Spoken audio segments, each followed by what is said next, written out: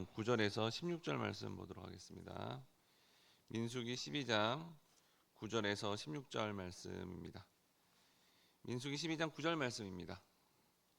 여호와께서 그들을 향하여 진노하시고 떠나심에 구름이 장막 위에서 떠나갔고 미리암은 나병에 걸려 눈과 같더라. 아론이 미리암을 본즉 나병에 걸렸는지라. 아론이 이에 모세에게 이르되 슬프도다 내 주여 우리가 어리석은 일을 하여 죄를 지었으나 청하건대 그 벌을 우리에게 돌리지 마소서. 그가 살이 반이나 썩어 모태로부터 죽어서 나온 자 같이 되지 않게 하소서. 모세가 여호와께 부르짖어 이르되 하나님이여 원하건대 그를 고쳐 주옵소서. 그의 아버지가 그의 얼굴에 침을 뱉었을지라도 그가 이랫동안 부끄러워하지 않겠느냐. 그런즉 그를 진영 밖에 이랫동안 가두고 그 후에 들어오게 할지니라 하시니. 이에 미리암이 진영 밖에 이랫동안 갇혀 있었고 백성은 그를 다시 들어오게 하기까지 행진하지 아니하다가 16절 같이 보겠습니다. 그 후에 백성이 하세롯을 떠나 바란 광야에 진을 치더라. 아멘.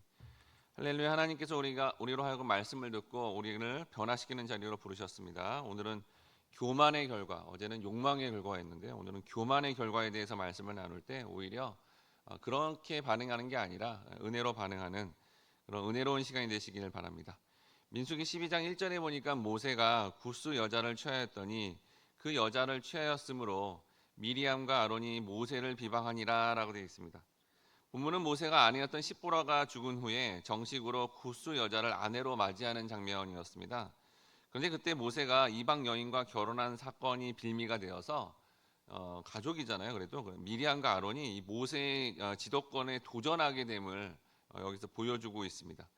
이 원어적인 의미로 보면 여기서 이게 보니까 대항해서 말하다라고 의미로 사용되었다라는 거죠. 이들은 하나님께서 세우신 모세에 대해서 교만하게 자신의 입지를 높이고자 하고 있는 반응을 보여주고 있다는 겁니다. 그래서 이들이 민수기 12장 2절에서 하나님께서 모세야만 말씀하는 게 아니라 자기들하고도 지금 소통하고 있고 이야기하고 있다, 말하고 있다라고 주장한 것입니다.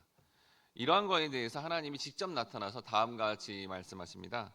민수기 12장 8절 말씀해 보니까 그와는 내가 대면하여 명백히 말하고 은밀한 말로 하지 아니하며 그는 또 여호와의 형상을 보거늘 너희가 어찌하여 내 종 모세 비방하기를 두려워하지 아니하느냐.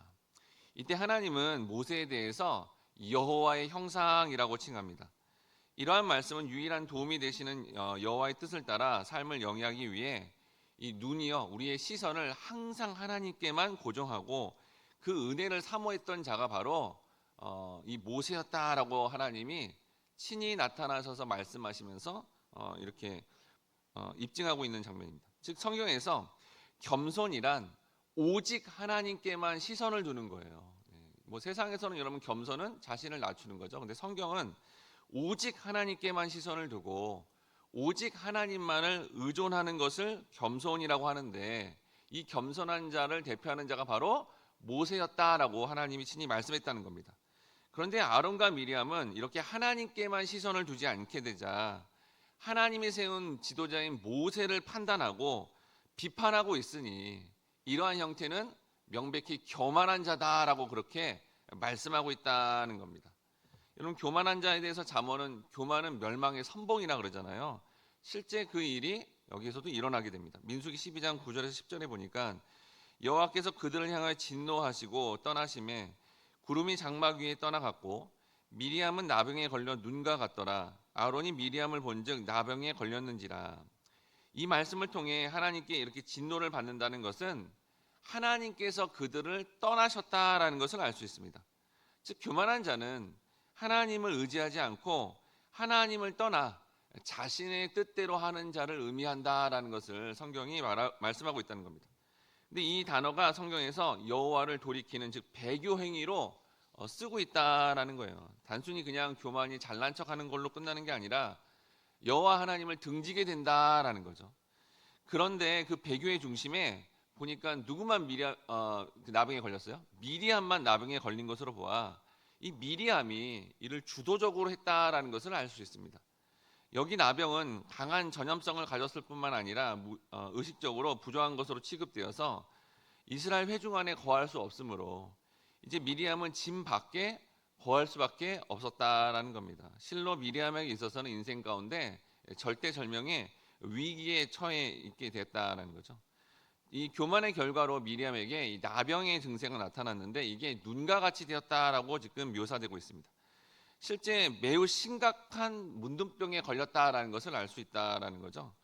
이게 육신적으로도 고통스럽겠지만 무엇보다도 가장 큰 고통은 심리적인 수치심과 함께 이 사회로부터 격리되었기 때문에 그 교만이 굉장히 끔찍한 저주였다라는 것을 이게 그 결과로 보여주고 있다는 겁니다. 물론 여러분 미리암은 이후에 모세의 기도로 말미암아 영원한 멸망으로 가진 않지만 이 미리암과 아론이 이 과정에서 겪어야 됐다는 것은 굉장히 비참한 결과였다는 것을 알 수 있습니다. 그럼 여러분 이렇게 구약에서 일어난 이런 어떤 교만에 대한 사건에 대해서 신약에서는 이거를 어떻게 말씀하고 있을까요? 야고보서 4장 6절 말씀인데요. 야고보서 4장 6절 말씀 같이 한번 읽어보도록 하겠습니다. 시작. 그러나 더욱 큰 은혜를 주시나니 그러므로 일렀으되 하나님이 교만한 자를 물리치시고 겸손한 자에게 은혜를 주신다 하였느니라. 여기 이 말씀을 통해 하나님은 겸손하게 하는 자에게 이 여호와를 경외하는 자에게 바로 은혜를 주신다라고 말씀하고 있습니다. 즉 우리가 여러분 겸손한 자가 된다는 것은 세상에서 얘기하는 것처럼 어떤 노력해서 자신을 낮추려고 하는 그런 어떤 노력의 자세가 아니라 전적인 은혜가 임해야 이게 겸손으로 반응하게 된다는 겁니다. 야고보서에 나오는 이 교만한 자는 화목하기를 원하는 하나님의 뜻을 비웃으면서 자기의 욕망을 따라 이 분쟁을 일삼는 자들을 의미하고 있다는 겁니다. 즉 하나님은 안중에도 없고 하나님은 화목, 하나님 사랑, 이웃 사랑의 어떤 그 하나됨을 원하시는데 다른 것을 의지하고 다르게 반응하고 있는 것을 보여주고 있습니다. 오늘 본문에서 아론과 미리암이 이스라엘 사람들 앞에서 자신들을 나타내고 하나님이 세운 모세 앞에서 바로 자신들도 하나님의 말씀을 받는 자라고 지금 말한 것입니다. 즉 이 교만의 행위가 전체 공동체에 분쟁을 일으키는 모습으로 나타나게 되었다는 겁니다. 이는 하나님을 멀리하고 자신을 의존하게 되자 이렇게 나타나게 됐다는 겁니다. 이때 하나님이 바로 이 교만한 자를 물리치신다고 하는데 성경적으로 이게 반대의 위치에 서게 됐다라는 것이고요. 이게 군사적인 용어로 사용되어 대항해서 전쟁하고자 한다는 거예요. 즉 이 교만이 단순히 그냥 자기를 잘난 척하는 게 아니라 하나님을 적극적으로 대항하고 또 이렇게 전쟁을 하고자 하는 모습이 이 교만한 자의 모습이라는 겁니다.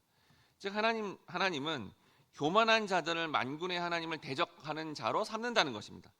만군의 하나님이 그들을 대적하고 일어나니 그들은 반드시 필연적으로 멸망당할 수밖에 없다는 것을 설명해 주고 있습니다. 반면 여러분 겸손한 자는 하나님께 이렇게 은혜의 복을 받는다라는 거예요. 즉 겸손한 자는 본래 한 마음으로 하나님을 의지하는 마음을 의미합니다. 그러면 이렇게 하나님이 은혜를 주시고 결국 궁극적인 구원에 이르게 된다는 거죠. 그럼 구체적으로 우리가 여러분 겸손한 자로서 반응하여 얻게 되는 이 결과를 어떻게 말씀하고 있을까요? 야고보서 4장 10절에 보니까 주 앞에서 낮추라 그리하면 주께서 너희를 높이시리라. 야고보는 이 겸손에 대한 권면과 겸손한 자에게 주어지는 축복이 은혜와 더불어 높아진다라고 말하고 있습니다. 여기서 낮추라는 겸손한 자와 동일한 어근으로서 이 겸손하게 될 때 정말 하나님 앞에 높아지게 된다는 거죠. 즉 하나님이 겸손한 자에게 은혜를 주신다 하는 것과 연관된 것이 바로 이러한 모습이라는 겁니다.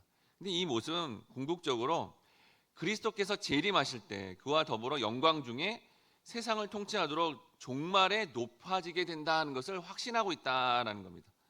즉 성도들이 스스로 이렇게 정말 하나님의 인도를 받아 겸손한 살게 되면 그들은 예수님의 재림의 때에 반드시 높아지게 되는 것을 경험하게 된다는 겁니다. 반면 교만한 자들은 하나님 앞에서 자신의 위치를 알지 못하고 회개할 필요도 느끼지 않고 살았기 때문에 종국에는 영원한 형벌을 가게 된다는 것을 말씀하고 있다는 겁니다. 그럼 여러분 이렇게 중요한 이 교만의 결과를 보면서 이제 내가 정말 겸손으로 반응하고 싶다. 그럼 우리가 어떻게 해야 궁극적으로 성경은 우리가 겸손한 자가 된다고 말씀하실까요?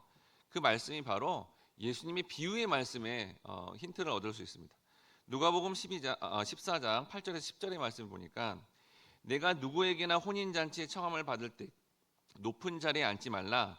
그렇지 않으면 너보다 더 높은 사람이 청함을 받은 경우에 너와 그를 청한 자와 와서 너더러 이 사람에게 자리를 내주라 하리니 그때 내가 부끄러워 끝자리로 가게 되리라. 청함을 받을 때는 차라리 끝자리에 앉으라. 그러면 그가 청한 자가 와서 너더러 벗이어 올라 앉으라 하리니 그때에야 함께 앉은 모든 사람 앞에서 영광이 있으리라. 여러분 여기 예수님의 비유의 말씀을 통해 이 낮아지는 겸손의 삶은 인간의 노력으로 된다는 게 아니라는 것을 분명하게 말씀하고 있습니다.